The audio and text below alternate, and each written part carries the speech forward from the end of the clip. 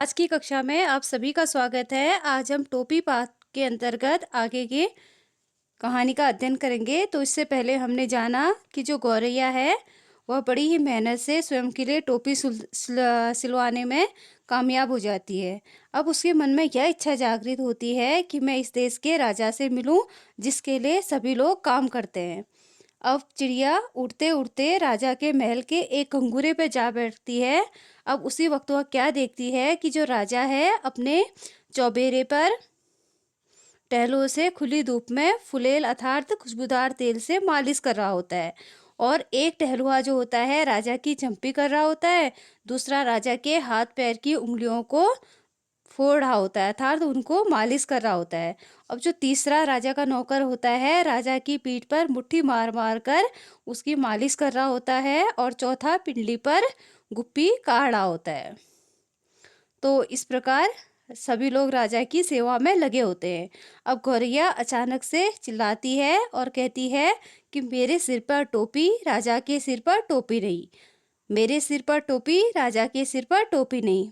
अब जो राजा होता है मालिश करते करते वह गौरैया की ओर देखता है, और गौरैया के सिर पर वह जो फुन्नेदार टोपी होती है उसको देखकर राजा की अक्ल चकरा जाती है, उसको आश्चर्य हो जाता है।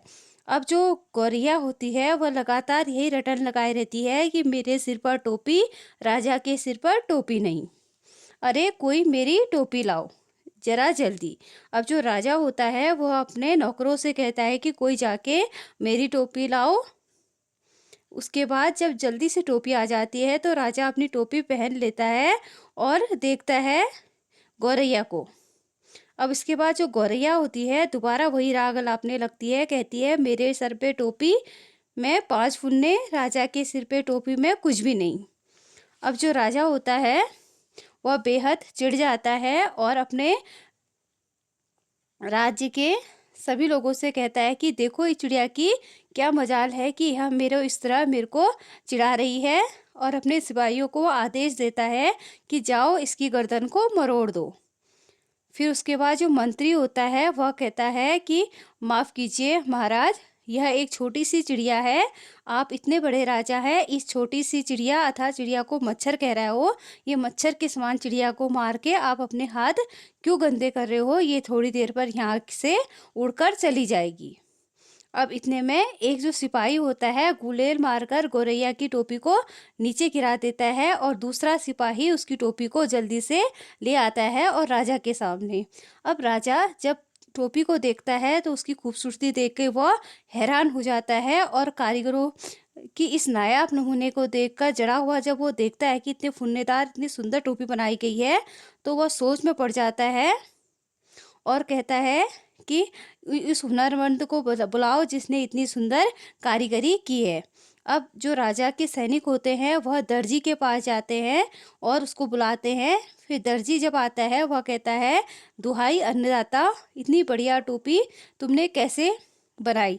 तो राजा उससे पूछता है, राजा को बहुत ज़्यादा गुस्सा आया होता है, वह दर्जी पर बिगड़ते हुए उसको डांटता है और कहता है कि तुमने इतनी सुंदर टोपी बनाई, वो भी एक छोटी सी चिड़िया के लिए। तो फिर दर्जी कहता है कि कपड़ा ही इतना अच्छा था कि मेरे से इतनी अच्छी टोपी बन गई। अब राजा कहता है कि जिसने इतना अच्छा कपड़ा बुना उस बुनकर को बुलाया जाए। अब उसके बाद जब बुनकर को बुलाया जाता है तो बुनकर कहता है कि जो इसका सूत था वही इतना महीन और लच्छेदार था कि मैं कपड़ा कैसे तैयार नहीं करता। अब ऐसा करते करते कोरी के पास जाते हैं। कोरी को बुलाया जाता है राजा के पास। अब कोरी कहता है कि रुई इतनी अच्छी धुनी थी कि मैंने इतना अच्छा कपड़ा तैयार कर दिया। अब राजा के जो सैनिक होते हैं वो दुनिया को बुला लाते हैं, और दुनिया कहता है कि दुहाई अन्नदाता मुझे माफ़ करना। राजा को गुस्सा आ जाता है और राजा चारों से कहता है कि तुम लोगों ने एक छोटी सी गौरैया के लिए इतनी अच्छी टोपी सिलवाई, और मेरे लिए कुछ भी नहीं सिला, मेरे लिए इतनी गंदी टोपी सिली तुम लोगों ने। तो वो सभी कहते हैं कि जो गौरैया है उसने सभी को उनकी मेहनत के अनुसार मेहताना दिया। सभी को जब वह जिस जिस से जो काम करवा रही थी उनको वह उसमें से आधा हिस्सा देते जा रही थी। तो इससे पहले की क्लास में मैंने आपको बताया था कि जो गौरैया है जब दुनिया के पास जाती है सर्वप्रथम तो दुनिया को वो आधा रुई का फाहा देती है, उसके बाद कोरी के पास जाती है, कोरी को उसमें से आधा देती है, फिर वह दर्जी के पास जाती है, उसको आधा दे देती है। इस प्रकार सभी को वह थोड़ा थोड़ा दे देती है, इसलिए सभी लोग उसका काम अच्छे से कर लेते हैं। अब जो राजा होता है, राजा अपनी आँख में उँगली डालकर कहता है कि इसने इतनी एक छोटी सी चिड़िया ने इतनी सारी चीज़ें दी। फिर गौरैया दोबारा और चिल्ला के राजा को चिढ़ाने लगती है कि इस देश का राजा तो क्या है, कंगाल है, निरा कंगाल। इसका तो धन भी घट रहा है, इसका जो खजाना है वह भी कम हो रहा है। इसकी टोपी इसे टोपी तक नहीं जुड़ती, ये तो एक टोपी भी तैयार नहीं कर सकता। अब राजा वाकई में क्या हो जाता है, अक्का पक्का हो जाता है, हैरान हो जाता है। अब वो तमाम कारीगरों से मदद लेता है और टोपी के सामने अपनी टोपी की कम खूबसूरती वह देखता है और तीसरे वो खजाने की पोल खुलती हुई देखता है। अब वह कहता है कि यह पाखी चिड़िया, यह इतनी छोटी सी चिड़िया, इसको कैसे पता कि मेरा धन कम हो रहा है। तमाम बेकार कराने वाले मैं इतना सारा क्या करता हूँ, जो मेरे नौकर हैं वो लोगों से इतना सारा कर वसूलते हैं, फिर भी मेरा खजाना कम हो रहा है। और मेरे पास क्या है, इतना ऐशो आराम है, सभी कुछ है, फिर भी मेरे साथ ऐसा क्यों हो रहा है करके राजा सोच में पड़ जाता है। तो उसके बाद जो मंत्री होता है वह धीरे से राजा से कहता है, यह चिड़िया क्या है, मुंहफट है महाराज, इसकी मत सुनो और ये थोड़ी देर में खुद ही चली जाएगी। और सिपाहियों से कहना टोपी वापस कंकूरे की हवा में उछाल दे। अब राजा कहता है कि वापस इसकी टोपी हवा में उछाल दो, थोड़ी देर में यह चली जाएगी।